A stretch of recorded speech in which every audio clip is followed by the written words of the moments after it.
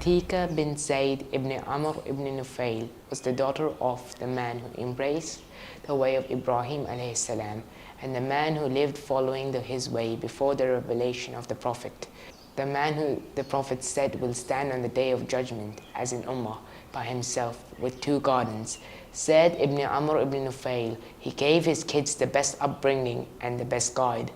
She is known for being an exceedingly beautiful woman and exceedingly eloquent woman. She was a poetess. She was intelligent and wise. Ibn Kathir narrates that she was a woman of great devotion and complete character. The first person that she married was Abdullah ibn Abi Bakr.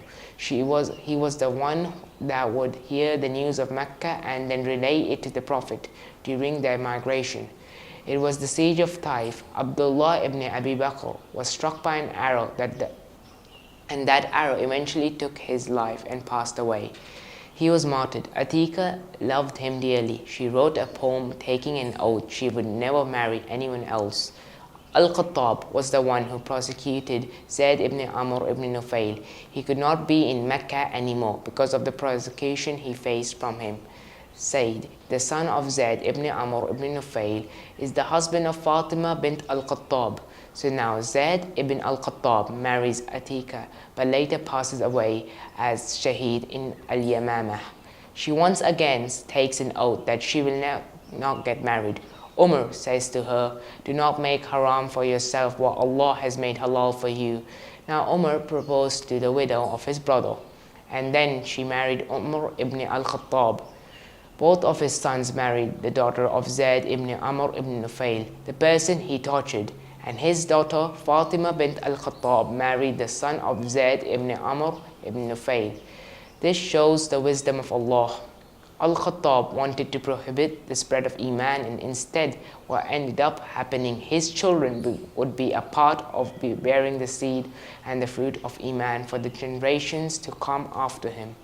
Atikah was someone who, instead on going to the masjid in the evening regularly, and Umar radiallahu ta'ala didn't stop her because the Prophet prohibited that the woman to be stopped from going to the masjid. Umar radiallahu ta'ala anhu was martyred, and 3 of her husbands were martyred. She authored poetry about it. Az-Zubair, one of the Ashur Mubashira, the one were given the glad tidings of paradise, was married to Atikah. His stature was similar to Umar. Unfortunately, he too was martyred in the Battle of Al-Jamal. So you have to imagine then what people are saying. Did they attach a bad omen to her and say she's a bad luck or unfortunate? No, they said if a person wants to be shaheed, let them marry Atikah. She got married again to none other than Al-Hussein, who was married too, but she did not live to see Al-Hussein radiallahu ta'ala anhu martyred. Rather, she died before him. All of her 5 husbands were martyrs in the way of Allah. Not once did she lose faith in the mercy of Allah. She never blamed or questioned his qadr. She dealt with the loss of love with patience and fortitude, and they were considered the greatest companions of the Prophet, the most beloved to the Prophet. She lived her life about 72 years. May Allah be pleased with her and her father, who wanted to see the seed of Islam thrive.